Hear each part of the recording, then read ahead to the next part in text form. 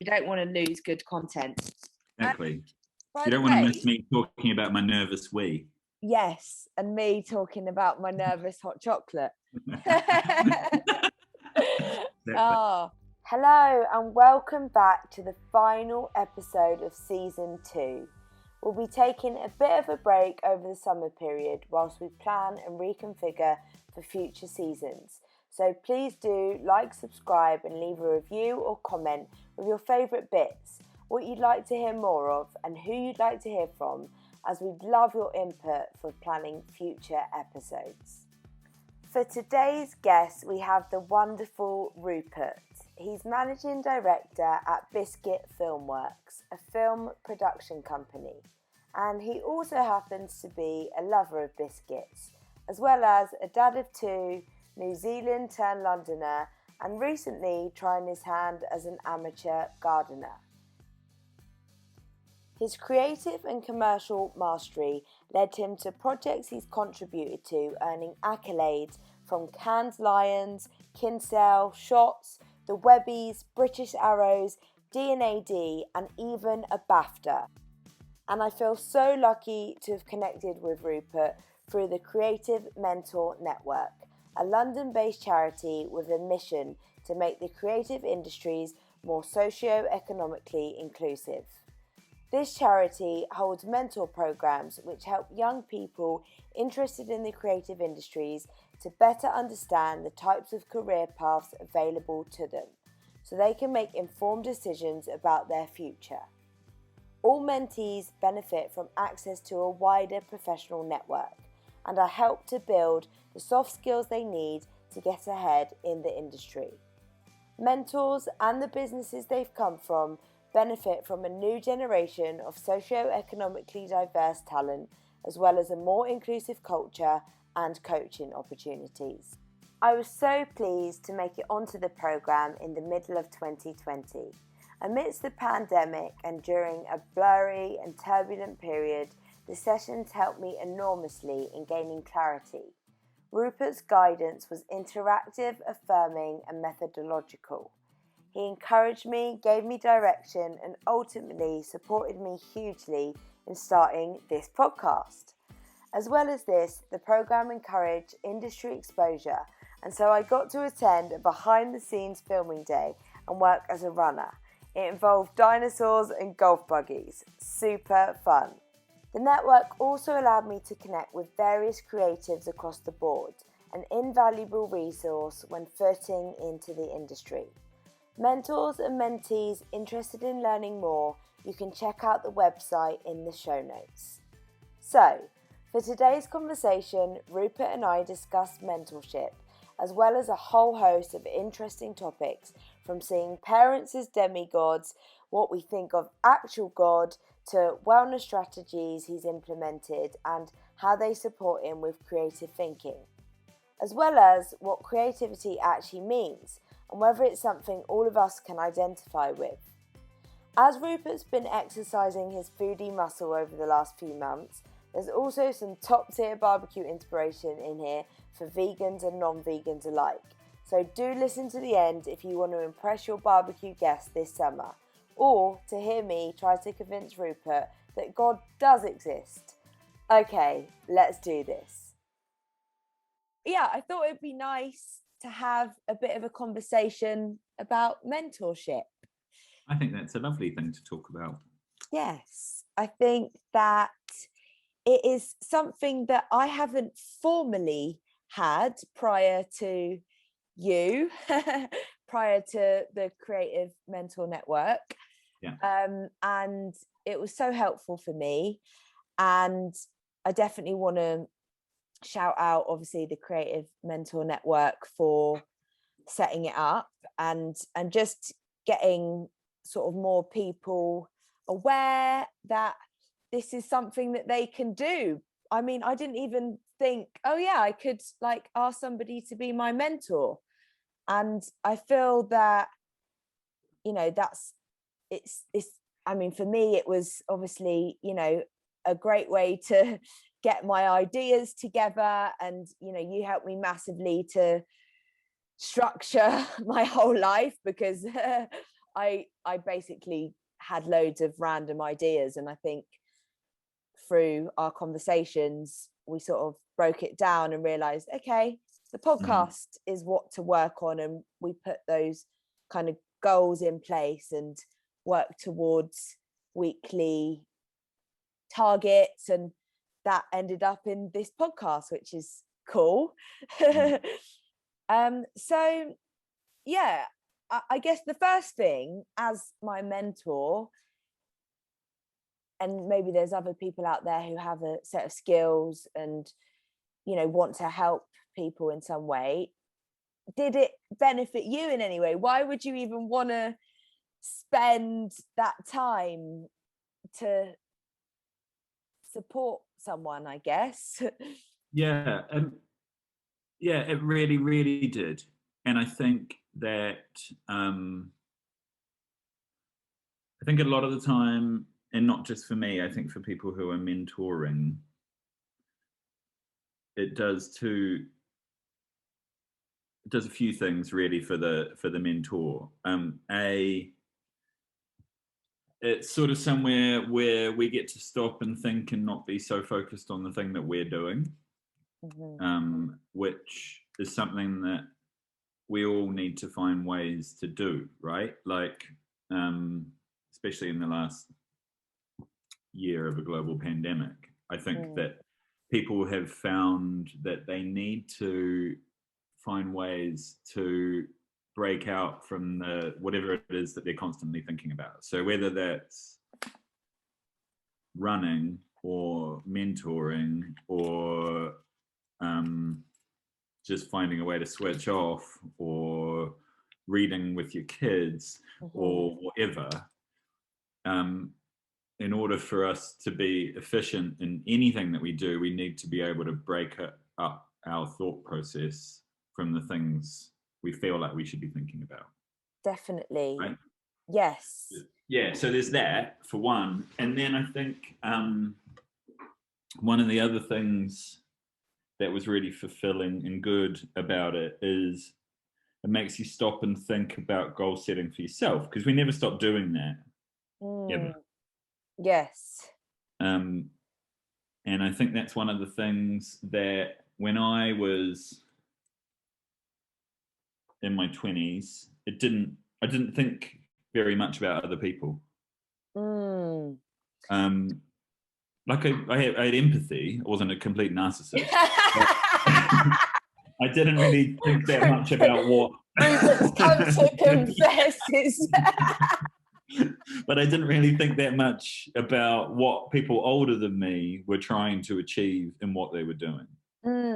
Yeah, which I think is quite natural, because, you know, that you're just worried about yourself, and you're like, what am I going to do? Where am I going to be? And we forget that there's older people or more established. And also, there's an expectation that people that are more than 10 years older than you know what they're doing. Well, I think it's why we all get so disappointed in our parents at some point in our lives, because we realize they didn't do a lot to make it. Well, yes, I mean, that is true. And they're not the demigods that we thought they were when we were 7. They don't have any qualifications. Nothing. They're just winging it. Yeah. Some of them, you know, some of them are very good. Some of them are still stumbling their way through. How about you, Rupert? You are a parent. Have you got the qualifications? Do you feel? I've got the thought process. I don't know if I've got the qualifications. Yeah. And I think that it's been, you know, I've managed a production company, so I've been pretty much grounded, like physically grounded, since lockdown 1. Okay.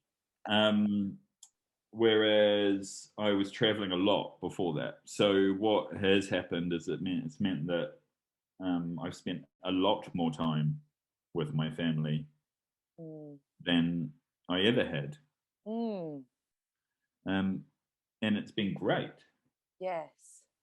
Yeah, that's one of the I think, things that we can all thank this Yeah. kind of strange time for, that we've been able to reconnect, right? Yeah. Look, it hasn't been great for everyone. Divorce rates are not good. Oh, really? I haven't looked at Divorce rates and those. stuff have been terrible in the last year. But I think that at least for me at home, like, it's really meant that I've got a proper connection. And it's even just not going to the office. I've been home for school runs before and after, and we can actually take turns on that instead of like the mad dash of getting home while kids are in the bath doing Yes. stories. And you only really, like, before I was only getting max 2 hours a day with my kids, and And probably 5 or 6 hours a day with my wife, not including sleep, so that's been great. what do you think the future will look like for the sort of working world? Do you think that you'll be able to maintain that kind of, I hate the phrase work-life balance, but Well, I think for every industry is going to be different. I think for the creative industries, my intention is to probably spend about 40% of the time in the office. nice. Between 20 and 40. Yeah. think. Yeah, that would be great. I don't know which end of that is. It's going to be. I don't know which end of that it is at the moment. And that will kind of be a bit down to a combination of the real world and internal anxiety, probably. Yes. The anxiety is real of heading back to some kind of, well, it's not gonna go back to any kind of. Well, I'm sat in our office now because it was the only way I could guarantee decent internet and quiet. Thank you. Sure. But like, there's not really anywhere to get a good coffee in Shoreditch at the moment. Must be. Oh, right. I see what you're saying. Yeah, because I used to work in Shoreditch. Where did we go? What's that hut? There's a hut, and there was one opposite. Taylor Street. Taylor Street is temporarily closed, waiting for the Vice office to go back in, I think. And then, because I'm right by there, went to Ozone this morning. They're refurbing, getting ready for reopening next week. Okay. So it's like everybody's getting ready, and I know some places aren't going to survive and all that sort of thing. Yeah. Who knows? There's a lot of finding stuff out. Yeah, it feels like that. It does feel like, even this morning, my brother's on this whole crypto hype, and I'm just like, the whole world is just changing, like all of this newness that we're not used to. But perhaps it's not a bad thing. Perhaps it's I guess it's got its pros and cons. I think to take it, bring it back a bit to kind of mentorship. I think that it all feeds into a really positive thing that a generation slightly younger than me and maybe slightly older than me is really embracing, which is really focused around kind of wellness and mental wellness and all that sort of thing, right? Yes. Like, I think that those people in their 30s are still kind of probably thrashing it a bit at the moment. But people younger than that or older than that are spending a lot of time on, well, I guess figuring out physical wellness. Yeah, and making sure that we don't burn out and all that kind of stuff. Because I mean, we had a conversation the other day, and it was kind of, the people who listen to my podcast know my kind of journey and where I'm at. So, I mean, if you're listening to this for the first time, I was basically very burnt out in London, and I've come to Spain now, and I've just taken the time to basically just recover and not be going at 50 million miles per hour. But it was funny because you mentioned about getting burned out by your 30s, and I'd already hit that at 23, which is kind of crazy. So I don't know if it's a case of we're working harder, or perhaps we are just more aware now, and there's more conversation around mental health and mental well-being, and it's not you know, it's not being ignored anymore, which is great, because I think, you know, it's important that we get that balance and that we look after ourselves. So yes. Yeah. But back to mentorship, I would love to know, because as I said, you know, mentorship was so helpful for me. It was you know, we did it in a very sort of structured, it was 16 weeks, and you know, at the start of the 16 weeks I had nothing. I don't know, I don't even think I'd started the Passion Pod, even the Instagram platform, and now, you know, I'm 2 seasons in and loving it, and you know, each podcast I do is another challenge, and I still feel like I'm kind of breaking outside of my comfort zone every time. But you know, it was incredible, and I feel that, you know, I can't sing home about it enough, essentially. Like, it's such a great tool. And I think, you know, the kind of I guess, you know, when you have a mentor, it's the mentor's responsibility to kind of help the seed grow, and you know, and I was that seed. So I wonder if you ever had any mentors in your life that helped you to get to where you have, you know, like you say, you run a production company and you have many accolades under your belt that I have mentioned in the intro. So and I've had a couple, and it's funny, I think it's a bit like some of that parenting stuff, right? Like, the older you get, the more you realize that these people are not perfect. It's like that's so deep. Just like I'm not, you know, like none of us are. So, but you start to, I've kind of had people around me that have been either mentory type figures or like parental supplements or whatever. Not that I don't have, like, I've got great parents, but I've also sort of found other grown-ups. To be, I like that concept, by the way. Yeah, it's a bit more like it's a bit more growing up with the village, right? And it takes the pressure off the old rents, because how can we expect them to have all the answers to everything, you know? Exactly. And like, my parents are incredible, but they were 18 and 22 when I was born. Yes. So why would 15-year-old me expect the person I am at my age now at 38 to be good at what I'm doing? Like, yes. You know? So the key to that is, I guess, if you know what you want to do, which I didn't fully know. So that's why I kind of signed up to a creative kind of program. And, you know, I was like, even in a kind of worse place, because I guess if you know what you want to do, then you reach out to someone who's done that. Yeah, exactly. You ask for their help. So when my mum was 38, I'd already moved out of home. You know? Wow. So, you know, so we were all kind of learning. Yeah. You know? Have you got siblings? I've got a half sister that's half my age. Okay. So you'd probably. So yes, but you know, we were more or less brought up as 2 only children. Yeah, exactly, because of the gap. Yeah, because by the time my little sister Grace could walk and talk, I'd moved out, and I was, you know, a couple of years away from leaving New Zealand completely.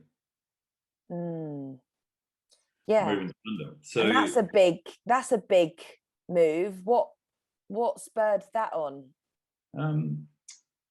I was really enjoying being in New Zealand. I was on the right trajectory, doing pretty well, and making some music videos and short films, and kind of having a bit of a dual occupation life.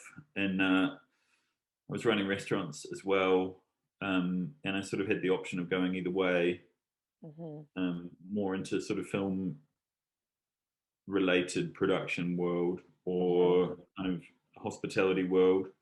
They were both exciting and fun.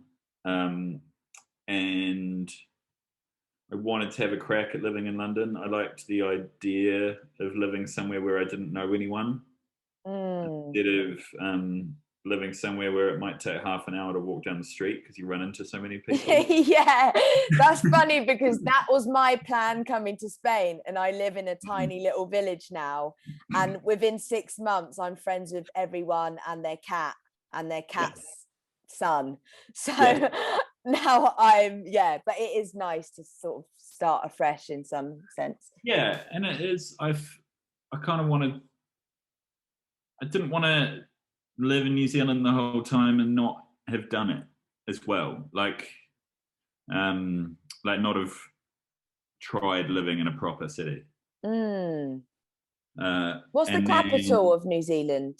Wellington, which is where I'm from. Oh, cool. It's the second biggest city. I think it's less than 500,000 people. Okay.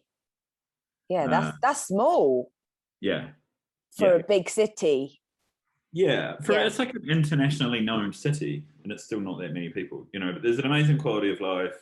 You live on the harbour. There's an amazing work-life balance. You can go swimming in the sea at lunchtime. Really? If you're up for the cold. You get like dolphins and orcas coming into the harbour sometimes. Oh, stop. Like it's not like a Disney movie, but it is, and there is a lot of darkness. That's why there's, such amazing drama and film and music and stuff in there. But there's definitely a lot of problems as well as a lot of amazing elements to it. Creatively, it's phenomenally supportive, and there's a big creative scene. Yeah, and especially when I was graduating from uni and having a couple of years there of being around quite amazing creative people, particularly in the music industry, but people that then ended up doing very well in the film industry and stuff. What did you graduate in, Rupert? Theatre and film. Okay. Victoria University, which is the biggest of the two universities. So you knew from a young age then that you wanted to be in that world? Yeah, I actually started doing a philosophy degree, which I really enjoyed.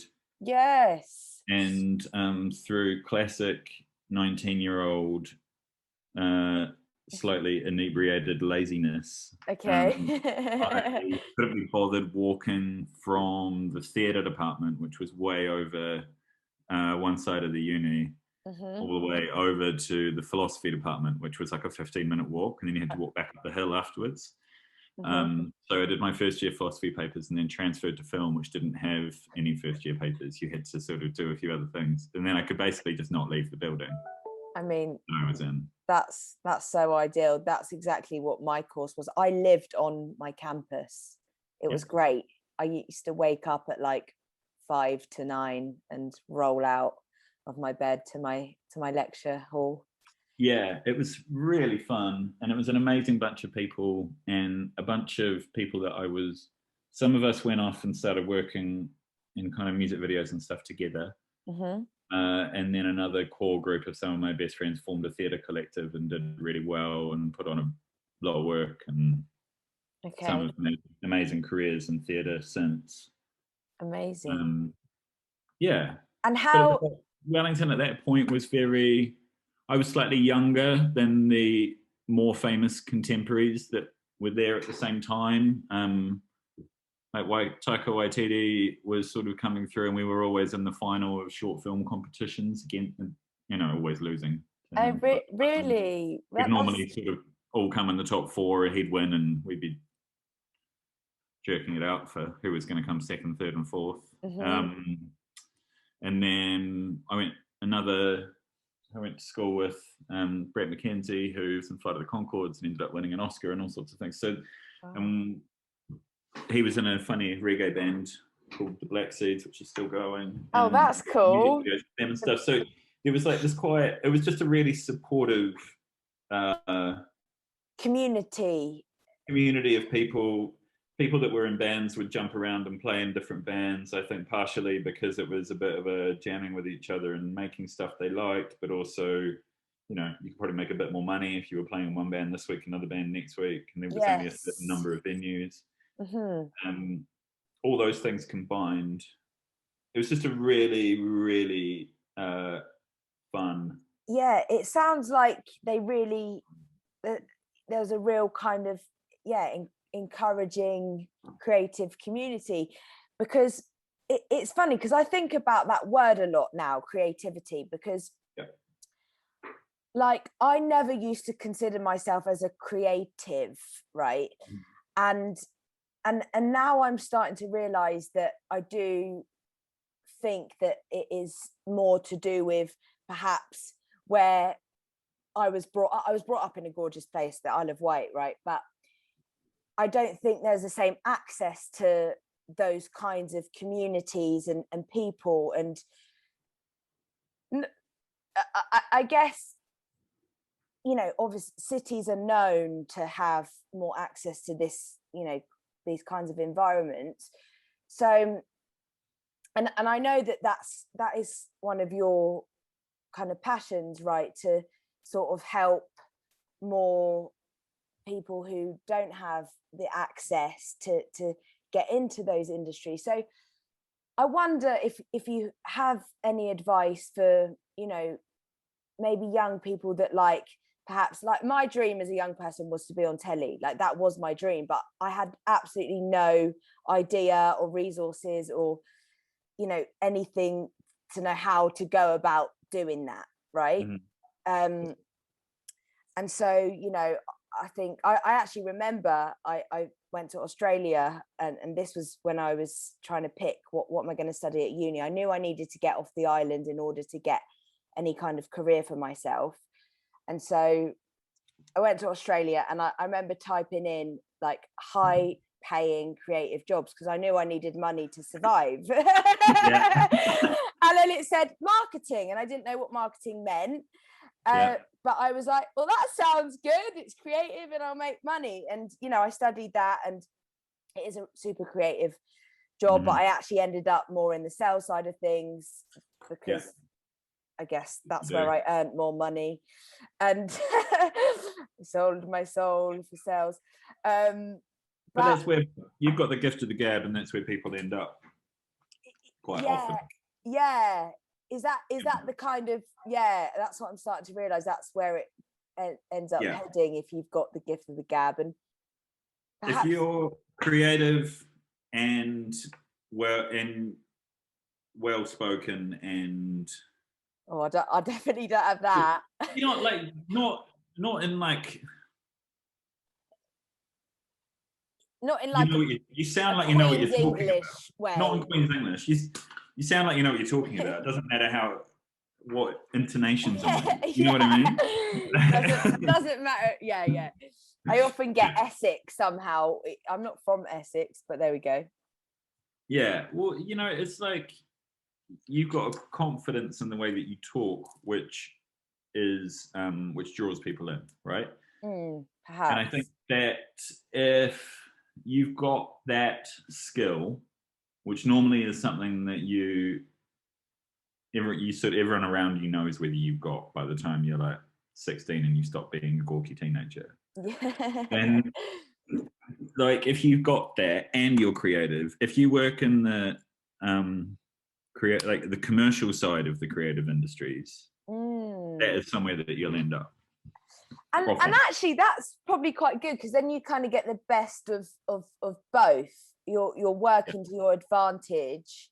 And it's funny because I've kind of come full circle with like my London life, because as you know, like, you know, the last year I wasn't enjoying my job anymore, and I think I just like wanted to relinquish anything to do with sales and that world and all of what it was. But actually now I'm like, well, you know, I do enjoy the creative industries, and I want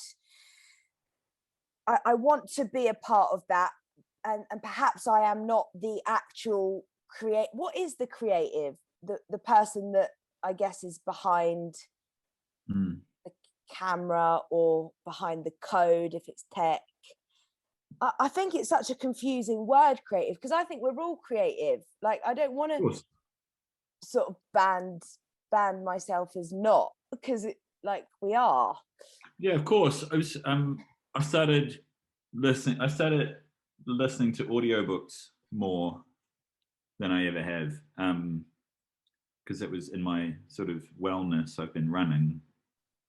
Nice. And yeah, which is great. And I just listened to Stephen Hawking, Short History of Time. Short History of Time, it is that one, isn't it? Yeah. And it's funny. I mentioned it to my dad, and he laughed. He said, "I think that's the most bought and least read book." Oh, interesting. But listening to that, and I should have read it, but I was listening to it because I was running. Yes. I would say that someone like Stephen Hawking is a complete creative, even though he's only really known as a scientist. Yeah. So I guess it's about because it's about it's like creative interpretation of a medium to change it. You know what I mean? To be able to have the creativity to take two completely different ideas that people haven't really thought about and then push that into a third idea. Yes. And then tangibly, to make that happen, you set goals and you perhaps work with an accountability partner or a mentor or somebody that can carry you along and put that faith into you. We all need it. Like, we all need a mentor person around, and sometimes we just don't tell the people that they are. Ah, yes, that's so true. And everybody that's done anything good in history has done it with the influence and help of other people. Yes. So basically, I highly encourage. Yeah. And the reason I'm passionate about this is because it sounds so obvious, but I think as a young person, you don't always realize that you can ask for help. You think that you have to find and figure out everything out on your own, and the people that made it somewhere just have this innate natural talent and they didn't get any help from anyone. But that's not true. No. And I think what I did when I was younger is I think I sort of would latch on to people a bit. Were you a needy boyfriend, Rupert? No, I wasn't. I was definitely a needy boyfriend, but it was like if I worked somewhere where I had older managers, or when I was 15 and I was washing dishes in a restaurant and my dad was living on the other side of the world, I'd sort of become closer to a couple of the chefs and stuff, or like all those things, and I think that we all take what we need out of relationships. And then the good relationships we put back into at the same time. We're really putting your philosophy degree into practice here. Anything I remember the only two things I remember from my philosophy degree was the Kantian theory that you may as well believe in God just in case you end up in hell. Oh, that's a good one. I'm on that trajectory now. Yeah, I'm not. I can convince you. if eternal damnation of the afterlife couldn't convince me, then I don't know what can. Well, yes, this is true. Yeah, I've been told spending eternity burning wasn't enough. Yes, that is true. That is true. It's a recent phenomena for me, this belief in more things. Well, all power to you. I just don't know if it's right for me. Yeah, fair. I love it. I've really brought you on to convert you to my faith. No, I don't have a chosen form. I'm just like, it's more like a universe thing. Like we know that there's a billion other galaxies up there, right? So I'm on board with the universe thing. Okay. I'm just not on board with the soul creator and having to deal with eternity and the soul Oh. and all that. Oh, right. Okay, I fair think enough. it's a bit arrogant for me. It's really. I wanna I think talk we're about this. way more insignificant. Ah, then okay. Wow, that's even deeper than yeah. I see what you're saying. So yes, we're way more insignificant than even having a soul. So we're literally just like We might have a soul, but I think that it's we're going back to your narcissistic traits here. The demolition of Earth wouldn't alter much to the universe. No, it wouldn't. No.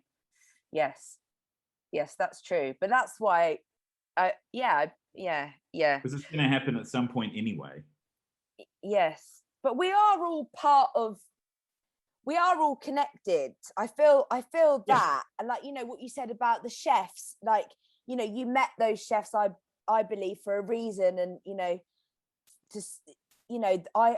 I don't know if you believe this, but I've felt I love how we're just going into this conversation now, but that the universe has supported me, like it didn't feel like it can't have been a coincidence that those two chefs, like I don't know how much love or little love you have for those chefs, but it sounded like you spoke about them somewhat fondly. So yeah, I did.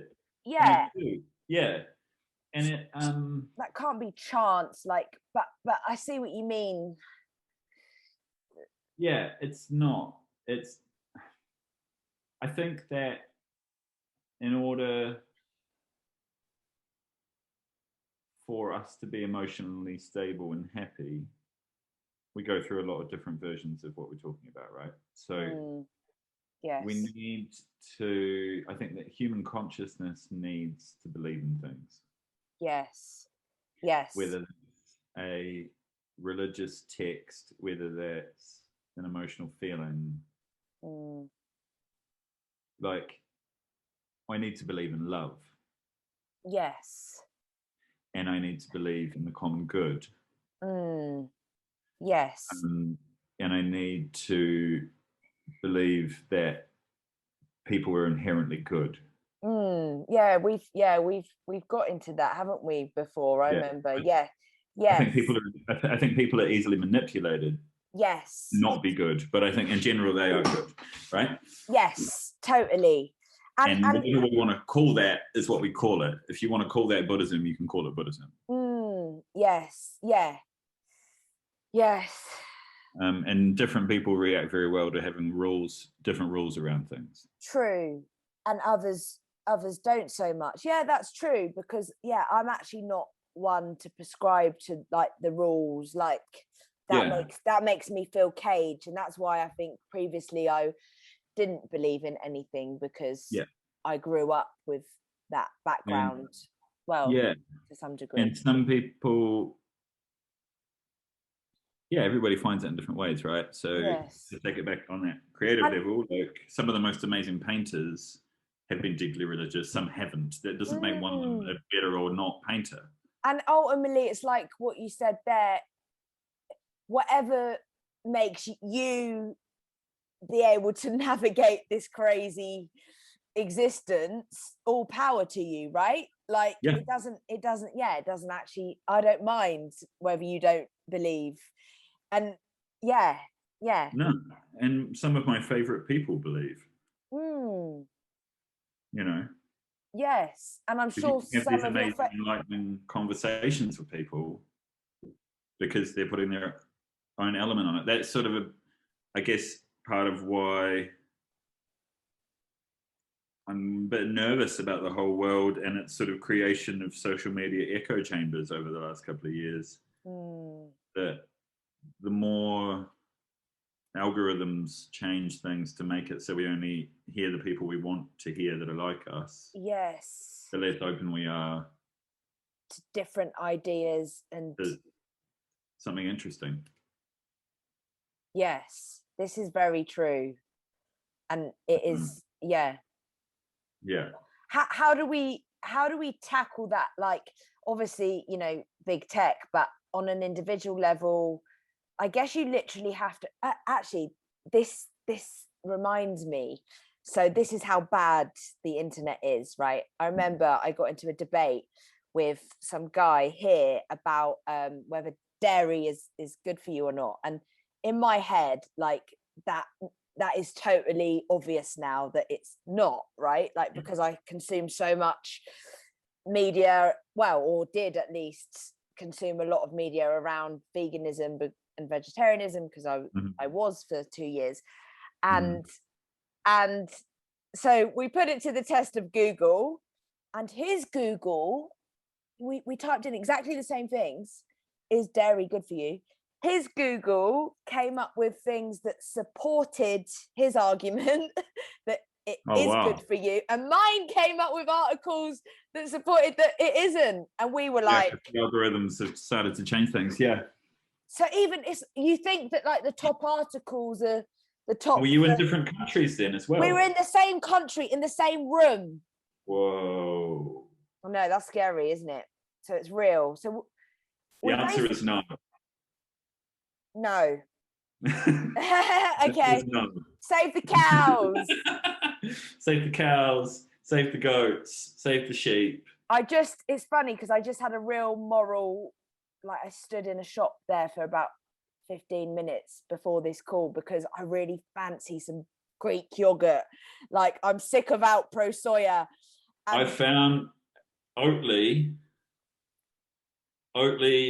Greek yogurt. Really? Are you sure? Is it Greek tasting? I've got some in the fridge at home. Okay. It's good. Okay. Because I like Alpro, but it doesn't taste like Greek yogurt, and I don't. I'm sure other plant-based yogurts are available if anybody's. Are you sponsored? Yeah, I am. No, I've been using it and stuff. It's good. Okay. Because I've been trying to avoid dairy wherever possible since Christmas. I remember. Yes. How's that going for you? Good. Yeah. Good. I had a little. You look good. You look well. I feel like you look healthy. Yeah, I'm feeling healthy. I've lost almost 20% of my body weight. Wow, that's huge. In like a year and a half. Can you attribute that purely to your dairy lack of consumption? I've been doing exercise, but I put it down to diet, yeah. Nice. Not snacking much. Great. And predominantly being plant-based. Nice. With the odd bit of something or another, right? Yeah. I think that's a good way to do it. That's the balance that I'm coming round to that now after 2 years. Yeah. Once in there. I'm a bit nervous because summer's coming and I do love a barbecue. Yes, you could. Oh no, I was going to say. I've been barbecuing a lot of vegetables. It's been really good. I made a feast this week. Oh, did you? What kind of feast?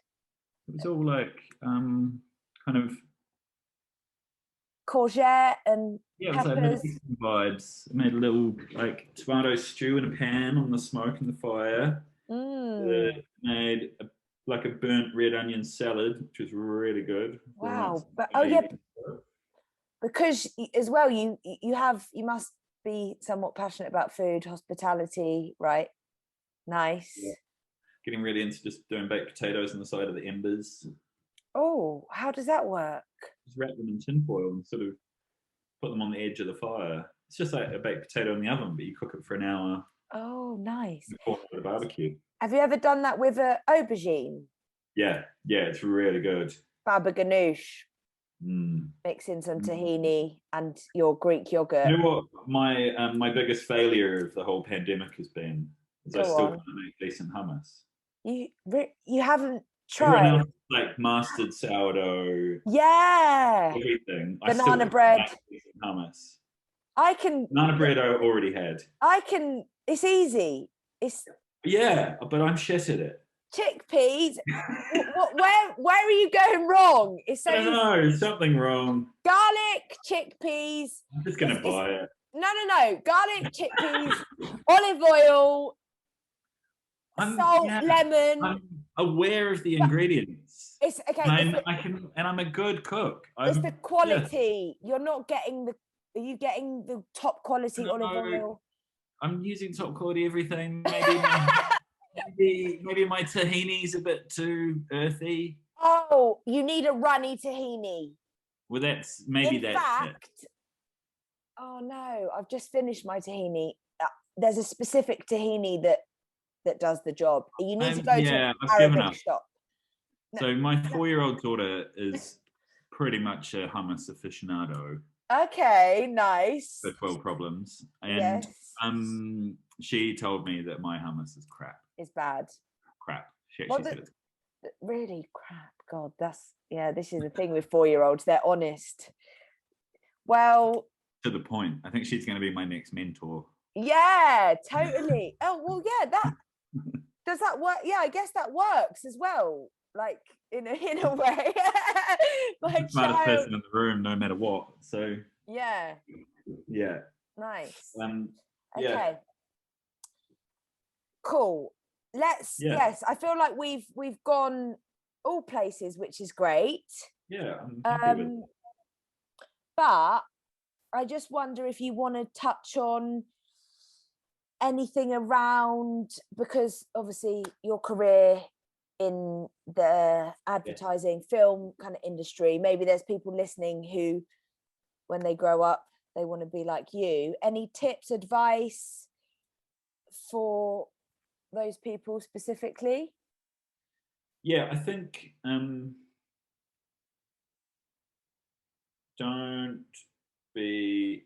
let fear get in the way of what you want to do. Because it's our own fears that are always going to be the biggest thing, right? Like, yes. And that, I guess that kind of goes back a little bit to growing up in New Zealand in a really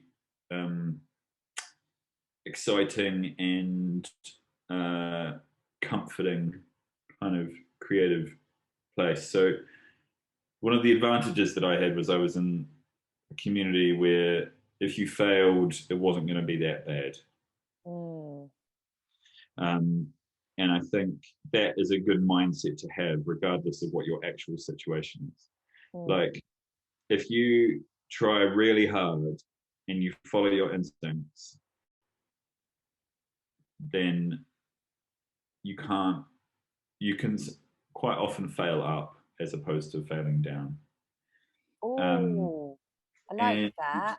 I think that there is a lot to be said about just having a crack at something and finding out later whether it was actually the right idea. Yeah. As long as it doesn't hurt anyone. Yes. You know?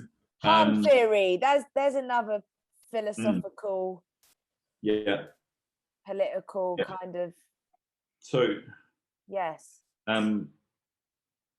It's a fine line between being honest and having a go. So if you don't know how to do something and you have time, then I would always try and work out how to do it. Rather than also just asking for help is important. Yes, that's really good advice. So I've worked very, very hard, and I do work hard, and I work more hours than I expect anyone else around me to work. But I'm always nicely surprised when I see, and it's not just about putting in time, it's about putting in effort, right? So yes. There's no point in working 14 hours if you're only going to do 6 hours worth of anything good. But I do think there's a lot to be said for working hard. But that's interesting because I was chatting to a friend about that yesterday, about the kind of like you just said there about 14 hours and 6 of them you might only get something done right. But I feel, and maybe this is my own insecurities and lack of confidence in some areas, that the hardest part of getting anything done is actually the prep work, like getting your mental state ready to take that step. And Yeah. and I don't know, I think there's probably something to be said for investing some time into doing that prep work, and maybe there's better ways to do it than sitting at your desk all day twiddling your thumbs. Maybe you know, that is where you get a mentor involved, rather, because actually, like with my podcast idea, I had been thinking about it in my little brain for like over a year, and that 16 weeks with you helped me actually get pen to paper and get my voice out there and just do it. So yes, I think maybe the thing in that is don't just kind of go over and over in circles in your head. If you want to do something, take some action. When everybody's got their different places, like when in the olden times, pre-pandemic, right, yes, I would spend a long time at my desk, but I would do most of my best thinking while I was on my bike cycling around London. Nice. Going to meetings or going home or going to work or whatever. And maybe it's just that moment where we're not bombarded with pinging phones and emails and other people wanting a piece of us for a minute. Totally. Or CCing you on something that you probably don't need to be on, but you feel like you need to read it, or all those things that happen in a kind of working environment now, which have become the norm. Yes. Where there's 15 different ways to contact someone. And all of that. Yeah, so carve out that time for yourself in order to just allow yourself to think, and then maybe you'll get the job done. It's not just thinking about the job, it's, you know, it's thinking about ourselves and whatever. It's like, if you're into yoga, that's your thing. If you're into reading, climbing trees, whatever. Yes. Because you've got to figure out what you actually want to be passionate about, right? And it keeps changing. You know, the people that have influenced me the most are the ones who've done a lot more than one thing. Nice. That's a big one as well. I think people get a bit scared, including myself. Like, once you become successful at one thing, it's quite hard to pivot and, you know, itch the next scratch that you've got, because you have to start from the bottom again, which is uncomfortable, right? But people have got incredible brains and incredible propensity to take on multiple projects and multiple kinds of things. So don't pigeonhole yourself. The whole world wants to put you in a box. So it's about trying to dance around it. F you box. Yeah, exactly. Get a bigger box. I don't fit. Yeah, exactly. Get a box with some trapdoors. Yes, the trapdoors. I love that. That's a good one. Yes, I like that. Before we round up, Rupert, I've got a quick lightning round, okay? Quick fire. I know that you're going to be good at this because you've given me loads of good recommendations for books and films and all sorts. So, boom. You ready? Yes, hit me. Okay, a book that has changed your life.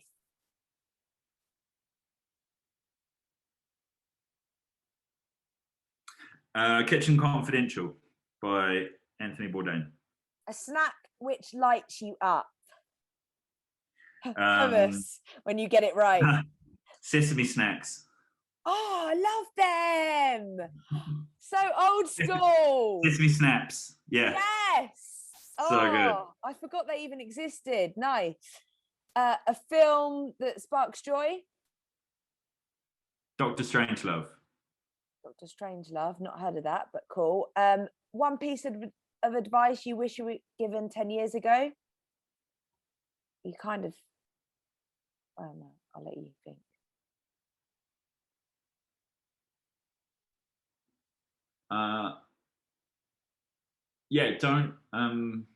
Don't idolize your heroes too much. Oh God, yeah, that's really good. I idolize my heroes, so I need that advice.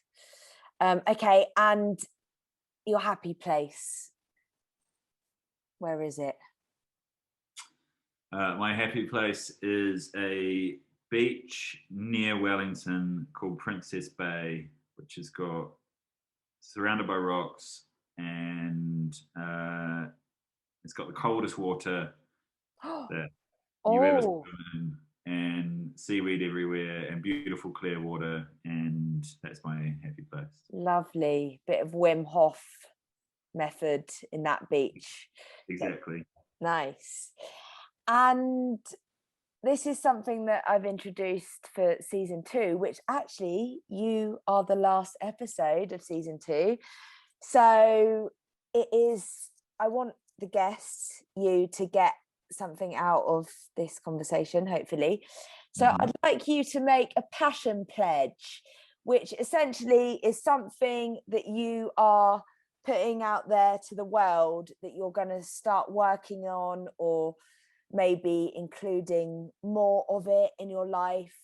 It might be a habit, a new hobby, something that you've been sort of thinking about that you'd like to start, or maybe something that you're just thinking about now.